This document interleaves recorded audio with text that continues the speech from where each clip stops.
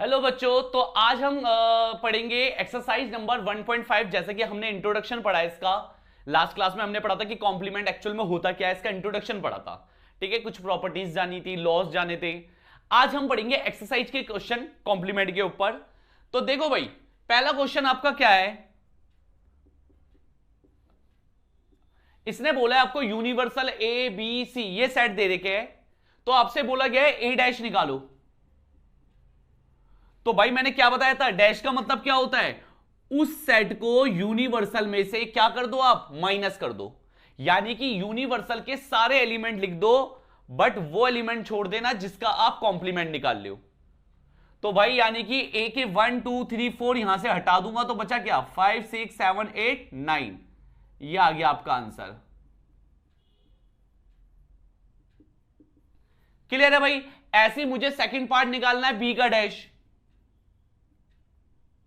तो इसका मतलब इस यूनिवर्सल में से बी के सेट हटा दो, यानी कि 2 4 6 8 नहीं लिखोगे, 1 3 5 7 9। ये आपका आंसर आ गया। तीसरा पार्ट आपको निकालना है ए यूनियन सी का होल का कॉम्प्लीमेंट। तो पहले आप ए यूनियन सी निकाल लो, यानी कि ए के और सी के सारे एलिमेंट लिख दो, 1 2 3 4 5 5 नहीं है, 1 2 3 4 6 और 8। ये आ गया। और अब मैं इसका कॉम्प्लीमेंट निकालूंगा। तो भाई इसके कॉम्प्लीमेंट में कौन आएगा, ये नंबर नहीं आएंगे, यानी कि एक तो 5 आएगा और एक 9 आएगा। ठीक है ना, यूनिवर्सल में यही बचा है बस 5 और 9।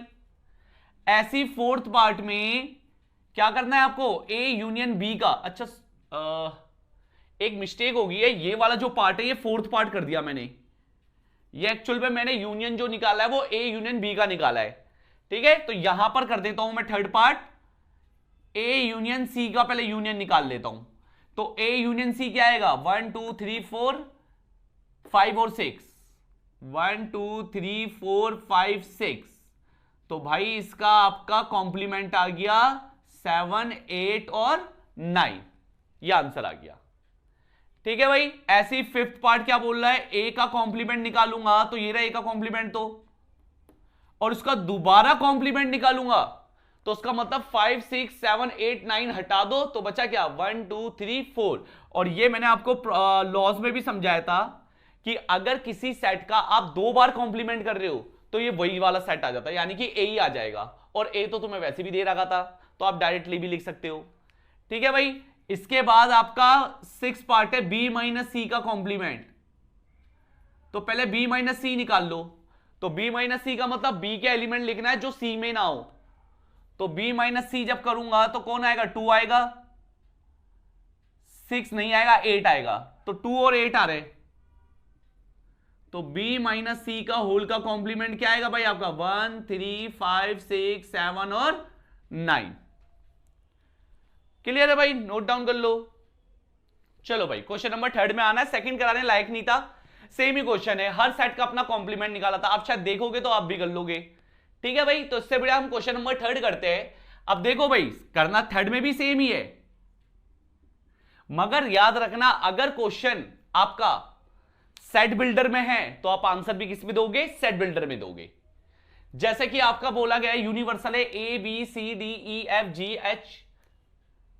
ठीक है, कुछ रुक जाओ एक मिनट, चेक कर लूं मैं कुछ गलती तो नहीं करी।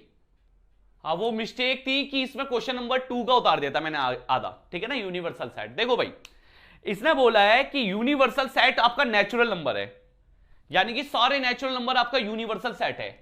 तो आपको पहला पार्ट बोला गया है कि इवन नेचुरल नंबर का कॉम्प्लीमेंट निकालना है। तो एक बात बताओ भाई, अगर आप नेचुरल में से इवन नेचुरल नंबर हटा दोगे तो आपका आंसर क्या बचेगा, ऑड नेचुरल नंबर। तो बस आपने आंसर लिख देना है x such that x is an odd natural number. यह आ गया आपका आंसर। और ऐसे अगर नेचुरल नंबर में से ऑड नेचुरल नंबर हटाओगे तो क्या बचेगा, even natural number. X is an even natural number. Clear है भाई। ऐसे अब तीसरा पार्ट जो बोल रहा है, तीसरा पार्ट क्या कह रहा है भाई, x is a positive multiple of multiple of 2 3, ये मेरे से बोल रहा है कि 3 का मल्टीपल होना चाहिए, तो उसका कॉम्प्लीमेंट क्या होगा?